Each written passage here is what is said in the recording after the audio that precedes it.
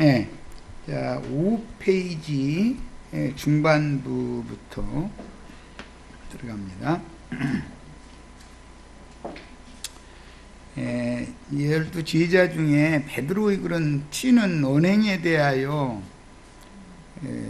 다른 제자들은 이제 드러내놓고 불만을 토로하기 시작하였고, 특히 세베대의 두 아들인 야고보와 요한이 불만이 많았을 것이다 라고 하는 것은 성경의 흐름을 보면 알 수 있죠. 특히 이제 뒤로 가보면은 그 야고보와 요한의 그 어머니가 와가지고 주인하라가 임하면 내 두 아들 하나는 좌편에 하나는 우편에 앉게 해달라고 이제 이렇게 하는 걸 보니까 하여튼 어머니로부터 시작해서 그 두 형제로부터 시작해서 하여튼 으뜸되고자 하는 이 야망이 있었다는 걸 보여주는 거죠. 그럼 이제 베드로는 속이 상한 거죠. 또 그냥 양보해주면 될 텐데. 말하자면 이제 지금 이제 상황은 그런 거예요. 그런데 이건 전부 주님이 보실 때는 분별력이 없는 천국의 행정에 대해서 너무 이해를 못하고 있는 어린아이 신앙이다 이거야. 지금 완전 초신자들이잖아요. 지금 주님 만난 지가 불과 한 3년 됐는데 3년 동안 신앙생활 예배당 해보면은 뭐 알아요. 전지사방 구분 못해요. 30년 한 사람이 보면은 3년 한 사람이 지가 신앙이 제일 준 줄로 생각해가지고 자기 신앙에 대해서 조금 이렇게 낮춰보는 듯 싶으면 난리 나죠. 아무튼 이제 그런 사람 치고 자기의 어떤 그 교회 봉사하고 헌금 잘 내고 하는 열심히 내는 거, 이걸 참 우리 권사님은 늙어서 그러는지 한것도 않고 저렇게 있으면서 무슨 예수 믿는 거라고 절에 가면서 잃어버리죠. 그 권사님도 자기 많을 때는 다 그 열심히 내던군요. 그렇잖아요. 자기 좋은 청년 만나가지고 사랑에 불 붙어가지고 그러면 물불 안 가리는데 엄마가 그거 말리면은 엄마는 뭘 몰라서 그런다고. 엄마도 그 많은 때 다 있었고 엄마도 불같이 사랑도 해봤고 다 해봤어. 엄마라고 그렇게 안 했겠어? 왜 이것을 생각을 안냐 이거예요. 그런데 이건 생명이 어릴 때는 자기가 너무 옳고 자기 그 견해와 자기 주관이 너무 맞기 때문에 또 어쩔 수 없어.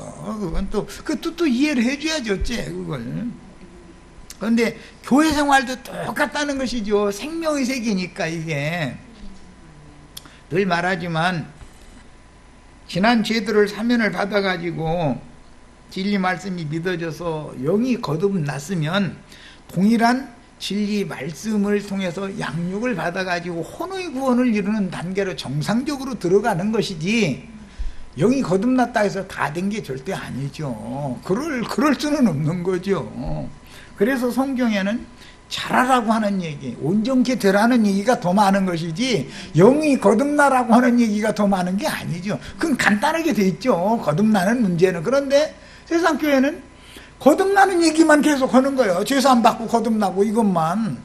그러다 보니까 혼의 구원을 이루는 문제에 들어가려고 그러면 이단이라고 딱 하고 배척한다. 자기네들이 알고 있는 것과 다른 얘기를 하니까 참 답답하죠. 그렇게 되면 사람이, 아까 이제 어린아이 때는 자기 본의로 매사를 생각한다 그랬는데, 장성한 자가 돼서 어른이 돼서 장가 가서 직장 생활해서 어머니 아버지가 이제 너무 늙으셔가지고 이렇게 되면은 그때는 자기 본의로 생각하는 게 아니라 자기 가정을 본의로 생각하고, 어머니 아버지가 얼마나 불편하실까, 어머니 아버지 어떻게 하면 좀 더 짧은 기간 남았는데 더 편히 이제 잘 지내시다가 가시게 내가 해드려야 될까, 가족을 생각하고 가정을 생각하죠.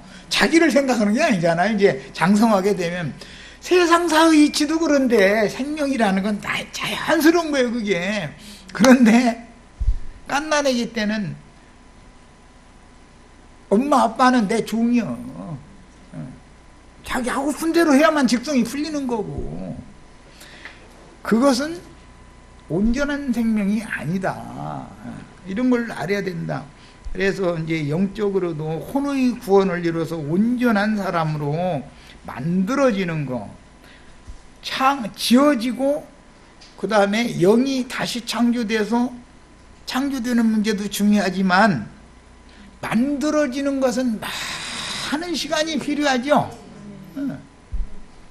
질그릇을 만드는 것도 과정이 있지 않냐 이거요. 흙에다가 버무리고 농로에 놓고 자기가 고안하고 만들고자 하는 그릇, 그거 본을 따라서 이걸 빚어놓은 다음에 그게 다 된 건 아니지 않냐 이 말이요. 불 속에다 넣고 구워내고 다 봐가지고 뭔가 내 마음에 안 들으면 깨틀고 다시 하고 그것을 반복해서 작품을 만들어 놓는 건데, 하나님이 사람을 거듭나게 했을 때 창조하시고 지으시고 만드시는 3단계를 거치는 얘기가 창세기 1장부터 계속 나오는데 이해를 안 하려면 다 거듭나면 다 됐다 이거야.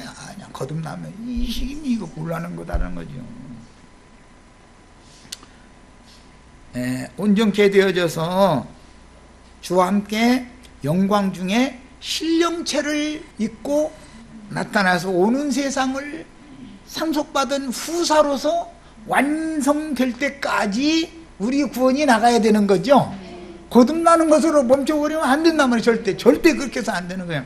이게 세상 교계가 지금 마태복음 18장 말씀을 너무 크게 오해하고 있다. 1만 달란트 탕감받은 것만 얘기하는 거, 그럼 다 된 줄로 알고 있는 거예요. 그렇지 않아요. 탕감받았던 것도, 즉 지난 죄를 용서받은 것도 무효가 될 수 있는 일이다, 지금 그 말이잖아요. 나중에 그 사람 불러다가 네가 빌기에 내가 불쌍히 여겨가지고 다 그거 탕감해줬더니 너는 네 형제를 아무것도 아닌 것 같아. 들어보니까 그거 뭐 100데나리온 밖에 안 된다며. 그걸 가지고서 그렇게 목을 졸랐느냐 그러면서 네가 그렇게 계속 한다면은 내가 너한테 탕감해준 거 무효다. 네 스스로 다 갚아라 그랬다는 거예요. 왜 이런 것은 안 가르치냐 이거요. 그냥 사람들이 듣기 좋아하고 좋아하는 얘기, 그냥 한 번 거듭나면 그냥 다 된 것처럼 말이야. 다 자기들 다 이제 죽으면 천당 간다 이거예요. 무조건 오고. 예수 믿었으니까. 예수 믿으면 다 그들이 말하는 대로 천당 가요? 그래서 믿은 사람이 그리스도 심판대에 서서 바깥 어두운데 버려둠을 당하는 얘기가 앞으로 이제 쭉 나오는데, 그런 얘기하면 이해가 안 되는 거예요. 어떻게 믿은 사람이 심판대에서 형벌을 받냐 이거요. 믿는 사람이. 이게 이해가 안 되다 보니까 조화무게 씨는 순복음교회 구역장 가방 거룩한 성 세루살렘 문 앞에 문지기들한테, 천사들한테 금갈대로 청량하려고 그러면 이거 순복음교회 구역장 가방 이렇게 보여주면 통과 막 얼마나 듣기가 좋아. 할렐루야지 그게. 그런데 우리가 들어보면 놀렐루야지 그게 무슨 할렐루야냐고. 이해가 없는 거예요 지금 기독교 교회가. 자꾸 귀를 긁어주는 얘기만 자꾸 듣다 보니까. 성경은 형평을 맞춰서 모든 말씀을 다 가르쳐야 돼. 부모는 아이가 단 것만 좋아한다 해가지고 계속 단 것만 깐난애기를 먹이는 일은 없죠. 음식을 골고루 먹여야 되는 거 아니에요. 이 건강을 하려면 모든 영양소가 다 필요한 건데 한 가지만 치우쳐서 계속 먹이면 병들어 죽어버리지 않냐 이 말이요. 이런 것처럼 성경에는 모든 영양식이 골고루 다 있는 것이거든. 여기에는 이 말씀 있고 저기에는 저런 말씀 있고 저기에는 저런 말씀 있고, 이걸 다 가르쳐야 되는 것이다. 그런데 가르치는 목자들이 사람의 눈치를 자꾸 살피다 보니까 내가 여기서 좀 더 나가는 얘기했다가는 저 사람이 저거 이게 걸릴까 무선배 해가지고 아니 주님께 맡기고 걸려서 넘어져 할 수 없는 거야. 그건 그 사람의 구원은 거기까지 끝나는 건데, 그래서 광야에는 단계가 있는 거 아니냐 이거요. 이게 다 주님 손에 맡겨야 되는데 사람이 막 사람을 생각하고 눈치 살피고 오죽하면은 바울 사도가 내가 사람을 기쁘게 하랴 하나님을 기쁘시게 하랴. 오죽 답답하면 그런 얘기까지 나오겠어. 난 절대 귀 긁어주는 얘기는 않겠다 지금 그 말이잖아. 자, 그런데 아직은 모든 제자들이 그리스도의 생명으로 주님의 교회를 건축하는 문제에 대해서 이상이 받지 못한 상태였고, 사실은 교회가 뭔지도 모르고 있는 거예요. 지금 주님이 내 교회를 세운다 그러는데 교회가 뭔지를 아는 게 아니잖아. 지금은 그냥 교리적인 얘기만 그냥 듣고 있는 거지. 제자들이 각자의 은사와 생명의 분량에 따라서 서로 연락하고 상합하여 사랑 안에서 스스로 세우는 게 교회 건축이죠. 건축원금 내서 집 짓는 것이 교회 건축이 아니고, 어떤 의중이 뜨중이 다 불러 모은다 해가지고 구원받은 사람들이 교회다 또 이러면 또 건축물이 교회라가 아니라는 거 오늘날 많이 알고 있어요. 예배당 목사들도. 그러면 의중이 뜨중이 다 불러 모으면 사람들이 교회라 해가지고 그게 주님의 교회라는 말은 아니잖아. 또 언제 육의 무더기가 얼마든지 될 수가 있는 건데, 육신의 생각에 다 잡힌 사람들 불러 모아놓고서는 괜히 사람의 혼적인 그 마음을 격동시켜 가지고 말이야 혼축해 만들고서는 그게 지금 막 자기 허락한 대로 종이 돼 가지고 수발 다 들어주면은 신앙 좋다고 권사님 직분 준다고 장로님 직분 준다고 이러고 앉았고, 그게 교회냐 이거요. 그것은 사탄의 교회지 주님의 교회는 아니지 않냔 말이에요. 이거에 대해서 교회에 대한 이상이 너무 없는 거예요. 교회가 뭔지를 모르다 보니까. 그러다 보니까는 성경을 읽다 보니 세상 교회 하는 거하고는 안 맞거든 이게 성경하고. 그러니까 상처받아 가지고서는 집에 혼자 있는 사람이 그래서 많아진 거예요. 지금 다 그게 원인 제공을 목사들이 한 거거든. 알고 보면 우리는 지금 교회 회복을 위해서 이런 사람들을 다 불러 모아야 된다. 반세길이라는 건 하나님의 성막이 훼손이 됐을 때 그거 다시 고치는 데 쓰는 용도로 드리는 거다 이거요. 이게 교회의 회복이라는 거예요. 반드시 이게 필요한 거다. 그러려면 영혼들을 많이 불러와야죠. 그들을 반세겔로 하나님이 받으시는 제물로 드려야 되니까. 야, 사실 주님의 제자들 중에 장자로 인정받고 그에 걸맞는 사명을 수행하려면 전도를 할 때 모든 난관을 앞장서서 전도에 앞장서는 사람이 있어야죠. 그 다음에 또 교회에 어떤 문제가 발생하면 책임지고 교회 문제들을 해결해내야 하는 중책을 감당해야 함에도 다양한 성종을 타고난 지체들을 모아서 주님의 교회로 세우는 사역의 중요성이라고 하는 건 뒷전이고, 천국에서 큰 자가 되어 영광을 누리는 것에만 관심을 갖다 보니 지금 제자들 중에 여러 가지의 문제들이 지금 파생되는 거다 그런 말이에요. 베드로는 흠결이 이제 많이 자기를 자꾸 드러내려고 하다 보니까 자기 약점이 더 많이 노출되지 않냐 이거예요. 그러면 가만히 있는 제자들은 트집 잡고 흠 잡을 만한 거리가 베드로가 제일 많이 드러난 거죠. 그러면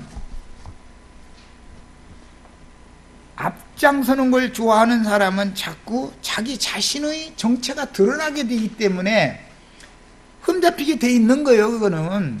그러나 하나님은 여기에서 그가 그런 성종임을 가지고 있고 그가 그 약점이라는 것을 예수님은 이미 다 감안하고 있는 거다 이런 말이야.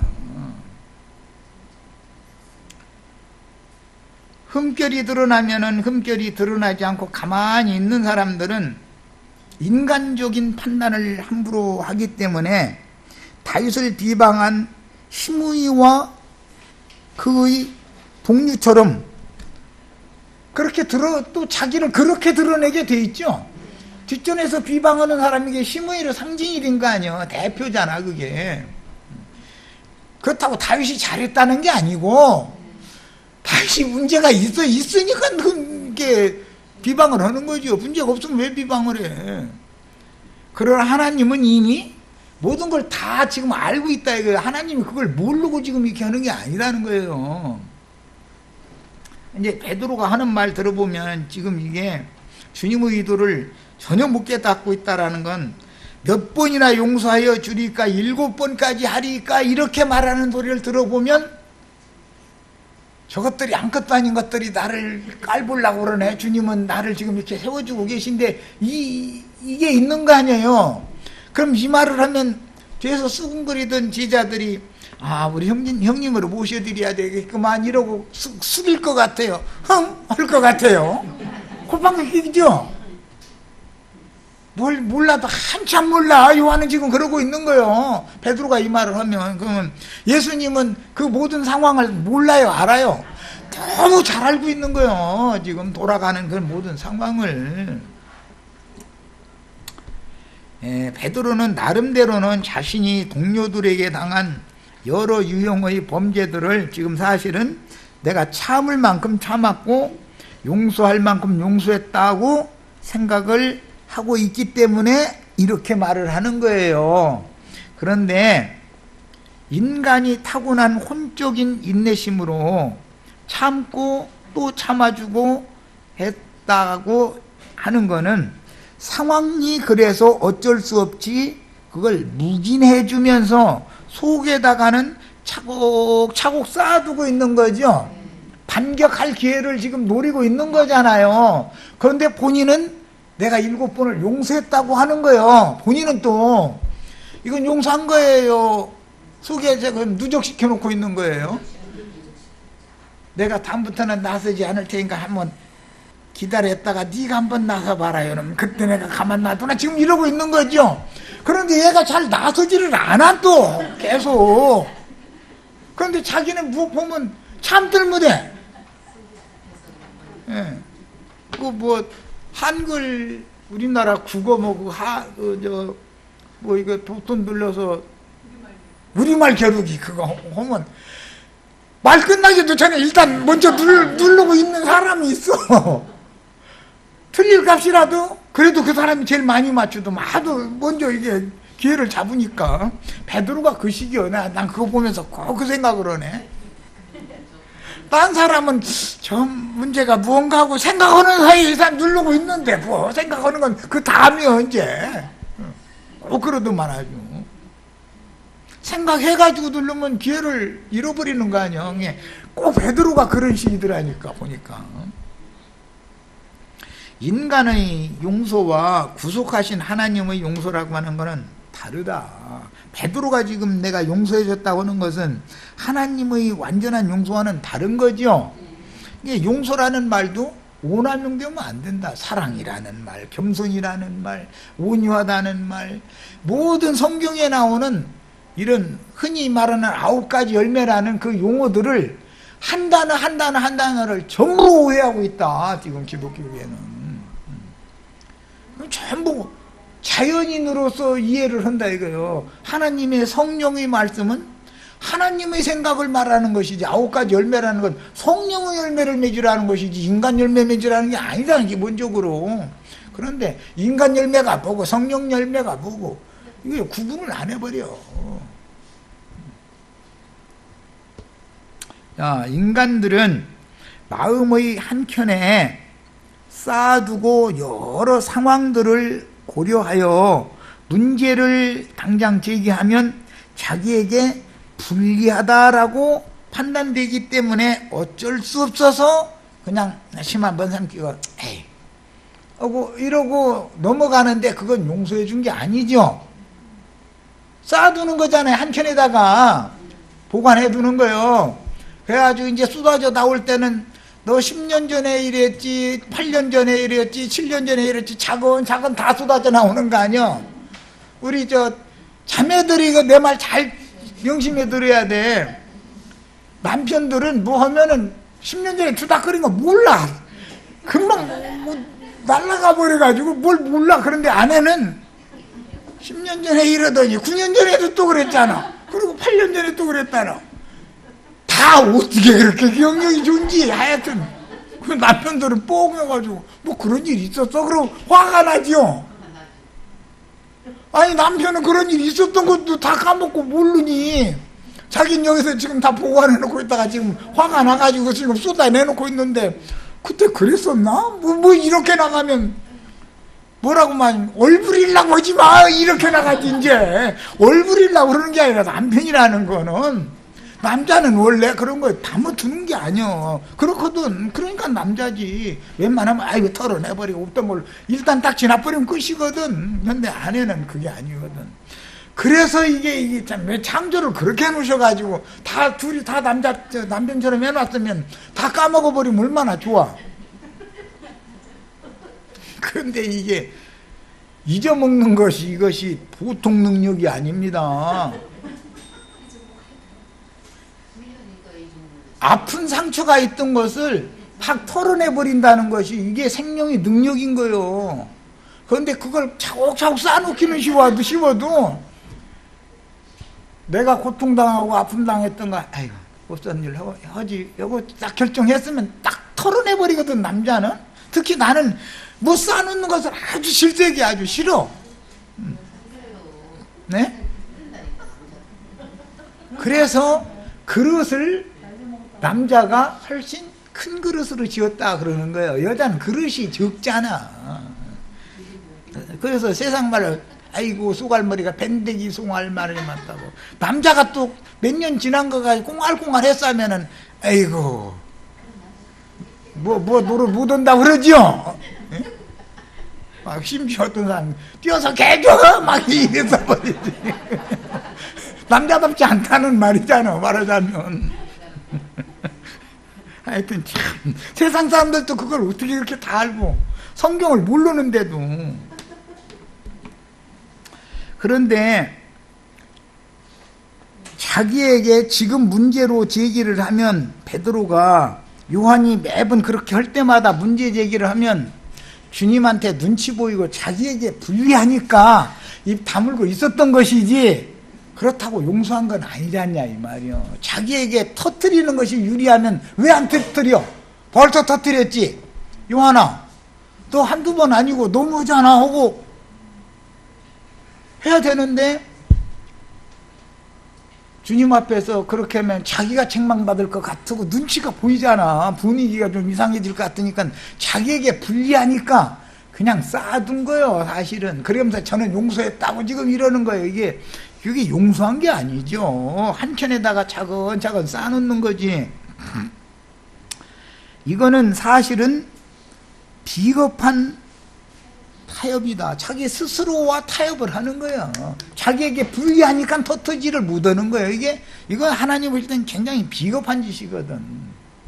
예수님이 생각하시는 것과 베드로가 지금 생각하는 것은 전혀 다른 관점에서 이 사태를, 예수님이 모든 사태를 다 보고 있는 거거든. 지금 내가 뭔 얘기인지 충분히 아시죠? 내가 해서 한번 해보시면 다 알아. 지난 얘기 했으면은 남편이 뻥해가지고 뭐 그랬었어 그때? 뭐 이렇게 나오면 그러면 화를 낼 게 아니죠. 남편은 그때 이미 다 지나간 거니까 털어버렸다, 그 뜻인데, 왜 나는 기억이 생생한데 너는 그걸 이게 웃는 것처럼 얼버무리려고 하냐, 이렇게 나가버리는 거예요. 그건 참 곤란하죠, 이렇게 되면. 자, 이제 누가복음 17장 3절로 4절, 너희는 스스로 조심하라. 만일 내 형제가 죄를 범하거든 경고하고 회개하거든 용서하라. 만일 하루에 7번이라도 네게 죄를 짓고 7번 네게 돌아와 내가 회개하노라 하거든 너는 용서하라. 그러니까 베드로의 입을 딱 막아버리는 말씀이죠. 베드로는 내가 지금 7번까지 용서했다고 생각하는데 예수님이 생각하는 그런 회개가 아니다라고 지금 예수님은 판단하고 있는 거고, 네가 용서했다는 것은 네가 그 문제를 그때 터뜨리면 네가 불려니까 너 지금 말 않고 이러고 그냥 한켠에다 쌓아두고 이러고 그냥 참아온 것이지, 그게 용서한 거 아니잖아. 사실은 이 얘기를 하는 거예요. 범죄하면 가서 경고를 해야죠. 그렇게 돼 있잖아. 형제가 범죄하면 경고를 해라는 거예요. 그건 비겁한 사람이 아니고 솔직한 사람이고 깨끗한 사람이죠. 그런데 경고를 묻은 것은 왜 그래요? 터뜨리면 자기에게 불리할 것을 계산하기 때문에 속에서 스스로 타협을 한다 이거예요. 자기 양심과 자기 분한 마음과 자기 양심 사이에 타협을 딱 하는 거예요. 그래서 그냥 에이구 이 다물고 넘어가는 게 좋겠다 싶으니까 여태 이렇게 온 거지, 경고하고 회개해서 용서하고 정식으로 이렇게 한 건 아니잖냐 지금 그 말이잖아. 지금 예수님이 하신 말씀은 예수님의 생각과 베드로의 생각이 어떻게 다른지 아시겠죠? 베드로는 지금 주님 보실 땐 너 비겁한 놈이야 지금 이러고 있는 건데, 베드로 보고 야 너 왜 이렇게 비겁하냐 이러면은 베드로가 나 오늘부터는 주님 안 따라갈래 이럴 거 아니야 또. 그러니까 그렇게 해도 못하죠. 사실은 이걸 지적해 주고자 하는 거다 그런 말이야. 무슨 말인지 아시겠죠? 매우 중요한 문제인데 베드로는 아직은 사탄이 흔들 수 있는 혼생령으로 사는 사람이, 형제가 나에게 뭔가 죄를 범했을 때 용서할 수 있다라고 지금 자부하고 있고, 자기가 자기에게 터뜨리면 불리하기 때문에 꿍꿍 참아왔었던 것을 내가 7번을 용서했습니다 라고 지금 착각하고 있는 것인데, 주님이 보실 때는 단도직입적으로 넌 비굴한 놈이야 그 말을 지금 하시는 거거든. 이해되세요? 네. 하나님이 인간의 속을 그분이 창조해놨는데 몰라요 알아요? 인간 속에 뭐 들어있는지 다 들여다보고 계셔. 넌 용서한 게 아니라 너는 모든 사정을 고려해가지고 한 켠에다 쌓아두고 그때 왜 얘기를 안 했어? 너에게 범죄를 했으면 7번 네가 용서했다고 하는 건 거짓말이고, 아니 범죄하거든 경고하고 잘못했다고 하면 용서하고 그래야 정상이 아니야? 이 말이잖아 지금. 그런데 베드로가 이 말을 그럼 지금 알아들어요 못 알아들어요? 우물 안에 빠져 있어가지고 자기가 보는 하늘이 제일 넓대. 지금 이런 거거든. 자신의 자아를 자꾸 치거나 건드려서 혼생명의 아픔을 반복해서 준 형제의 잘못에 대하여 천연적인 사람의 인성으로 혼으로 용서했다고 한다면 그것은 상대방을 얕잡아보고 화나게 하는 태도이고, 사실은 자기의 자존심을 세우기 위해서 비겁한 타협을 한 것인 것이지, 자기 양심과 자기 분한 마음 사이에 타협을 한 거예요. 그래서 터뜨리지를 않고 그냥 꾹꾹 눌러두고 온 것이지, 그게 주님의 말씀대로 형제가 범죄하면 경고를 해야 된다 이거예요. 당당하게. 그리고 내가 잘못했네 하고 깨닫고 그러면 그럼 용서해서 털어내버리고 이렇게 해야 되는데, 베드로는 지금 그런 용서를 한 게 아니죠. 형제에게 꿍꿍 참아준 것이지 용서한 게 아니잖냐. 형제가 진짜 잘못했으면은 말씀대로 가서 죄를 범하면, 형제가 나에게 죄를 범하면 경고를 당연하게 해야 되는 거 아니냐 이 말이요. 하고 딱 깨닫고 나서 형님 내가 잘못했어요 하면 또 털어내버리고 없었던 일로 하고 이래야 되는데, 이렇게 한 게 아니다 그거예요 지금 베드로는. 이해하셨죠? 이런 경우는 인간사회에서 특히 부부생활 이런 데서, 인간이라는 건 다 그렇죠. 이래서 법정에 가는 거예요. 베드로처럼 이러기 때문에 깨끗하게 처리를 그때그때 해버리면, 오죽하면 나는 꾹꾹 잠아놓지 말고 저 산에 올라가서 야호라 돼서 털어라. 그걸 놔두면 암이 생긴다. 사람은 화라는 게 이게 열이잖아, 열. 뜨거우면은 물집이 생기는 거예요. 여기 뒤면은 물집이 생기죠? 수포가. 그런데 속을 끓여서 속에 화를 끓이면 속에 수포가 생긴다 이거예요. 이것이 풀어내고 해결을 하면 수포가 다시 가라앉을 수가 있죠. 그런데 화에 화를 계속 더하면 수포 껍질이 두꺼워져 가면서 나중에는 악성 종양으로 변질되면 이게 암이 되는 거 아니야. 이게 암 걸릴 짓을 왜 하느냐고 말이요. 이해되셨죠? 사람이 스트레스가 암으로 발전하는 거예요. 그걸 이해를 잘 하시길 바라요. 물리적인 세상의 이치도 그렇단 말이야.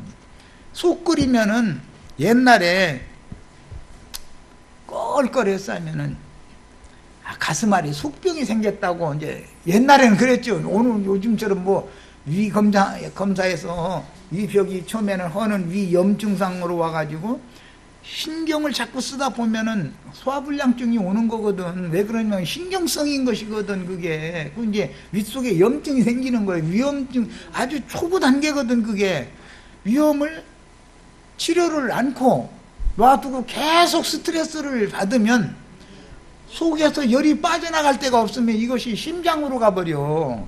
열이 심장에 열 차면은 잠이 안 오는 것이 특징이죠. 이제 고민 이제 증상으로 가는 거 아니에요. 그게 또 계속 열이 차면은 사람이 정신질환으로 이제 가버리는 거 아니에요.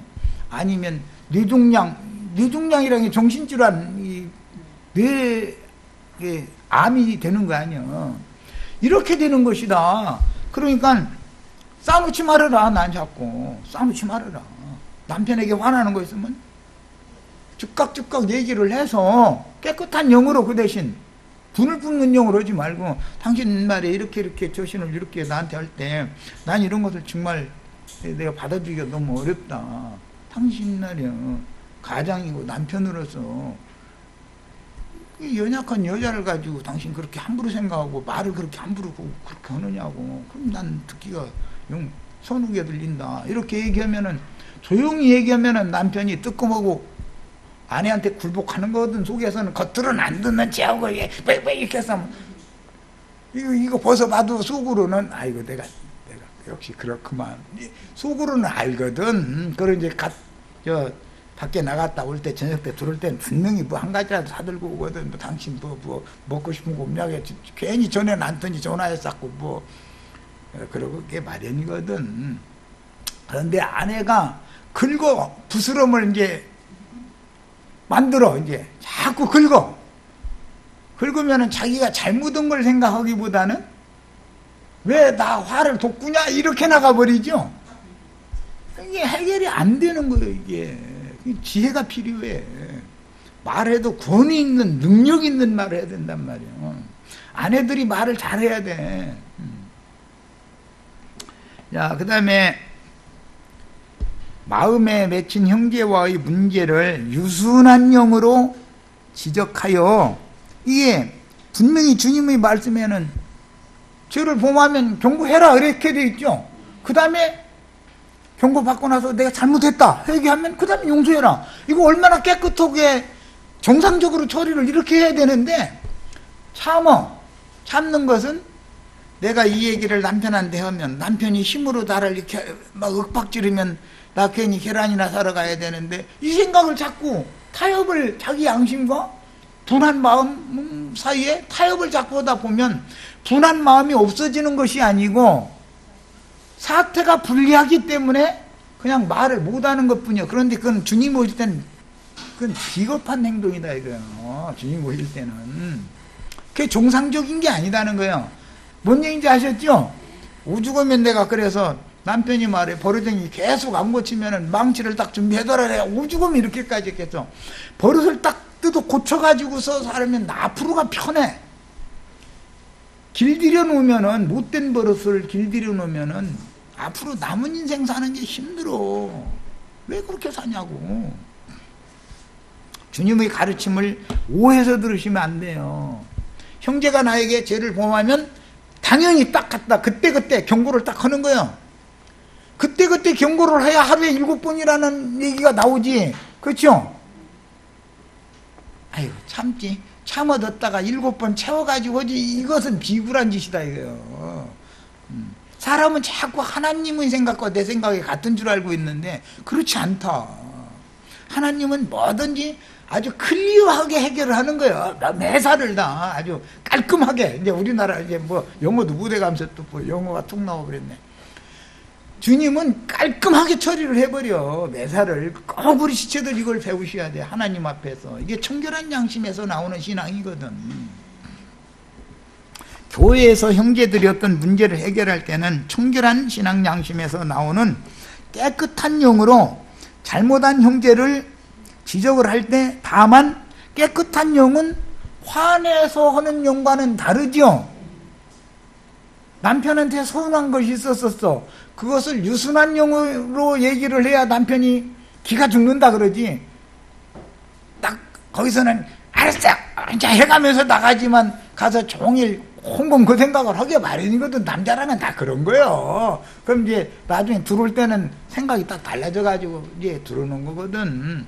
그런데 분을 품은 마음으로 막 10년 전에 이러더니 버르쟁이를 못 고쳐 막 해가면서 계속 뭐 9년 전 8년 전 막 해가면서 이렇게 나가면은 자기가 잘못했다고 깨닫고 뉘우치는 것이 아니라 너는 말을 어떻게 하는데 왜 나한테만 그래 이렇게 나가버린다 이거요. 뭔 뜻인지 아셨죠? 그래서 형제가 뭔 교회 중에 뭔 잘못이 있을 때는 유순한 말로 지적해 주는 것이 참으로 중요하고 비겁하지 말아야 된다.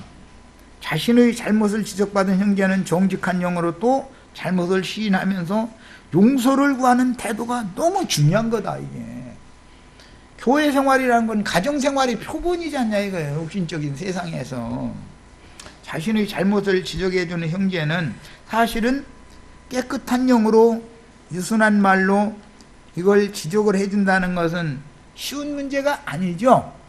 말할까 말까 망설여지게 돼 있지. 그러죠? 특히 아내가 남편에 대하여 뭔가 섭섭한 뭔 문제가 있을 때는 많이 망설여지죠. 말을 쉽게 못 하잖아요. 왜 망설여지는지를 잘 생각해 보세요. 혹시라도 내가 이것을 얘기해서 긁어부스럼 만들지는 않을까. 이 사람이 무력으로 이게 폭력으로 나오면 어쩌지. 또 이 가정이 내가 이 말을 함으로 인해서 내 가정이 편치 않으면 저 성깔이 있는데 괜히 나는 못 치고 애를 갖다가 막 치고 그렇게 나오면 이거 어쩔까. 이런 걸 타협을 하지 말라 이거예요. 타협을 하는 것은 자기가 불리한가 유리한가를 지금 봐가지고 말하고자 한다 그 말 아니에요. 그런데 예수님 볼 때는 그게 아주 비굴한 행동이라고 본다 그런 말이야. 사람이 비굴하면 안 돼요. 부부 아니요. 부부 사이에 묻을 말이 어디가 있어. 그보다 훨씬 더한 말도 다 해가면서 살면서 위선으로 그렇게 비굴한 행동을 하면 문제가 해결이 되는 게 아니라 더 꼬인다고. 자, 그런데 이제 어떤 누구는 또 상대방이 어렵사리 문제 제기를 하면 그냥 가볍게 흘려들어 버리고 옳지도 못한 변명과 핑계를 대면서 자꾸 빠져나가려고 하는 경우가 있죠. 이거 사람 잡어. 이런 사람 만나면 깨끗하게 그거 생각해보니까 내가 잘못했네 하고 딱 이렇게 나오면 해결이 다 되는 건데 그렇게 않고 자기는 잘못 억울하대. 최아무개 아줌마처럼 계속 억울하대. 이렇게 나가면 이거 정말 해결하기 어려워. 그런 사람들이 이제 교회 안에서 이 문제이기 때문에 심지어 자신의 원행을 정당화하려고 또는 자신의 주장을 끝까지 관철하려고 성경을 들먹거려 가면서 할 수도 있죠. 교회 안에서. 그건 자기만의 성경이지 성경이 균형 잡힌 진리를 증거하는 게 아니지 않냐 이 말이에요. 그럴 수가 얼마든지 있는 거예요. 예, 베드로가 7번까지 하오리까 그랬는데 베드로의 이런 질문은 흔히 오해받습니다. 사람은 한 번이라도 용서를 해줄 수 있다 없다? 사람은 한 번도 용서를 못합니다. 한켠에다가 쌓아두는 것이지 그렇게 하지 말라 이거예요. 형제가 죄를 범하면 경고를 해야 된다 이거. 그때 당시 즉시. 그런데 영이 문제다. 이제 화난 영으로 하면은 상대방은 내가 잘못했다고 받아들이는 것이 아니라 나쁜 변명거리를 찾고 나쁜 투로 받아들여 버리기 때문에 지적을 하는 사람의 영이 굉장히 중요하다 이게. 앞뒤 댈 것도 없고 깨끗한 영으로 청결한 양심 안에서 나오는 그런 유순한 영으로 지적을 딱 해야 그게 권위가 있는 생명의 말이다 이거예요. 옳은 말을 해가지고서는 안 돼요. 옳은 말 하면 큰 소리 나오죠. 세상 사람들이 부딪히고 싸우는 것은 옳은 말 때문에 싸워요? 틀린 말 때문에 싸워요? 양편이 다 옳기 때문에 싸우는 거 아니에요. 옳은 말과 생명의 말은 다른 거다. 너희가 말을 할 때는 하나님이 말씀하시는 것처럼 해라 이렇게 돼 있죠. 하나님의 말씀은 권위가 있죠. 하나님의 말씀은 생명의 말씀이죠. 생명을 흘러내보내는 말을 해야 된다 이거예요.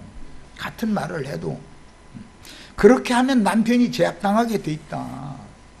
당연히 야 앞에서 이미 증거한 바와 같이 억울하다 혹은 분하다고 느낄 때 자기의 억울하게 혹은 분함을 느낀 그 지체에게 혈기나 육성이 섞이지 않은 순수한 영으로 사실을 말하고 상대방을 설득해보지도 않고 용서를 7번이나 했다고 이게 운운하는 이야기는 그 마음 한켠에 차곡차곡 쌓아두면서 스스로의 아픔을 자기 스스로 견뎌보려고 하는 말일 수가 있죠. 자기 스스로 쉽게 예를 들어서 남편에 대해서 섭한 것을 마음 한켠에다가 쌓아두면은 자기가 고통스러우니까 자기 스스로 살라고 변명하는 소리, 이게 정직한 말이 아니다 이거예요. 그렇게 해서는 안 된다. 그 다음에 자신을 함부로 대하는 상대방에 대해서 너무 비굴하게 대처하는 그런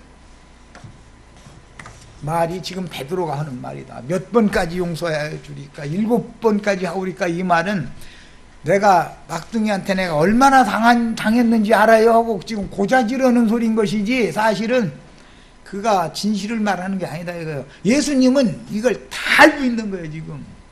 예의 비겁한 놈아. 사실은 그 말씀 하시고자 하는데 그렇게 말하면 베드로가 지금 예수님 따라가겠어요 안 따라가겠어요?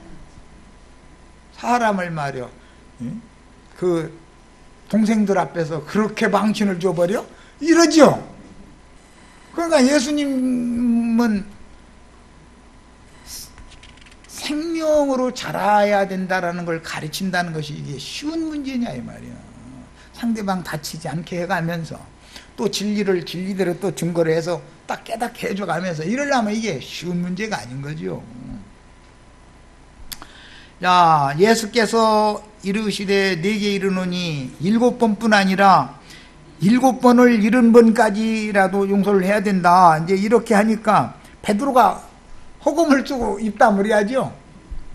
자긴 7번 지금 용서를 했다고 생각해요. 사실은 한캔에 쌓아놓고 꽁꽁 참은 얘기요. 하소연하는 얘기인데 그 얘기를 듣고 나서 70번 7번뿐 아니라 70번까지 용서를 해야 된다. 이렇게 말씀을 하시니까 베드로는 지금 형제를 용서한 적이 한 번도 없다는 말을 사실 하는 거잖아요. 너는 네가 용서를 해?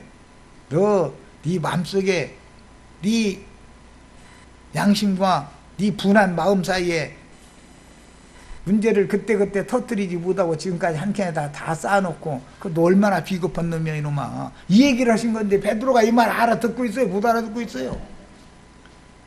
그런데 내가 이 구절을 읽어보면 왜 이렇게 사람이 비겁하냐.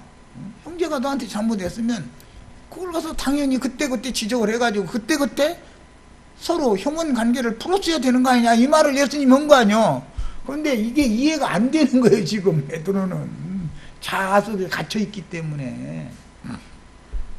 이 말은 사실은 다니엘 9장 24절 71에 얘기해서 이게 이제 인용하는 말인데, 자, 9장 24절, 다니엘 9장 24절 읽습니다. 내 백성과 네 거룩한 성을 위하여 71회를 기한으로 정하였다. 이 71회는 먼저 7일에, 7일회가 있고, 그 다음에 62일회가 있고, 마지막 한 일회가 있고, 합해서 71회가 됐죠?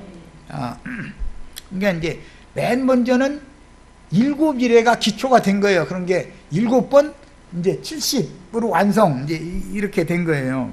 그것은 뭐냐?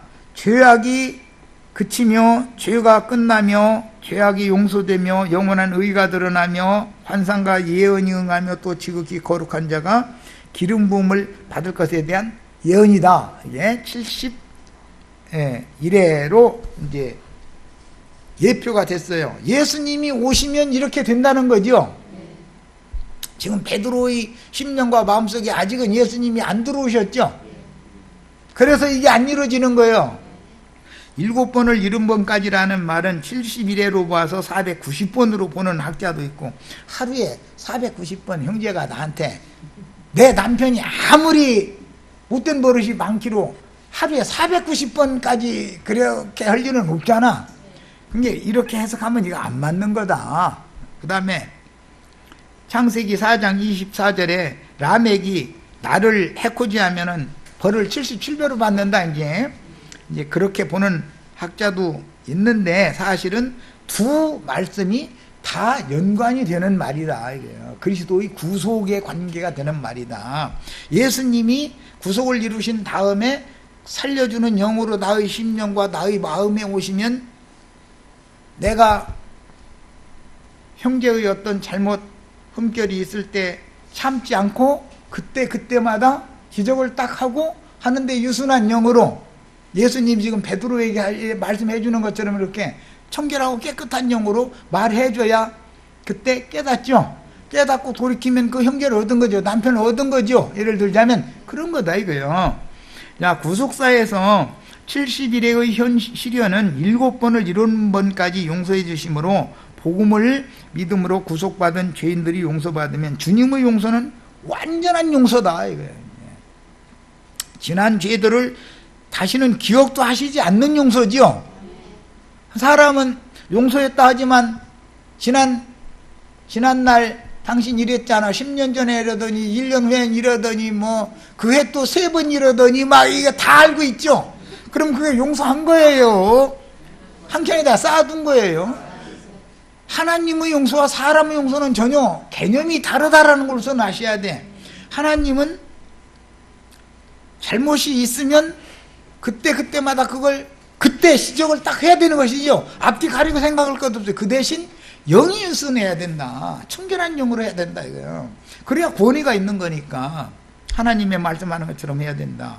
그러면은 상대방이 깨닫고 돌이키기 마련이다. 돌이켜서 잘못했다는 건 용서해야죠. 그래서 쌓아두고 누적시키면 안 된다라고 말하는 것이 지금 주님과 베드로의 대화다. 이렇게 이해를 하시면 됩니다. 자, 두 번째 시간까지 마칩니다.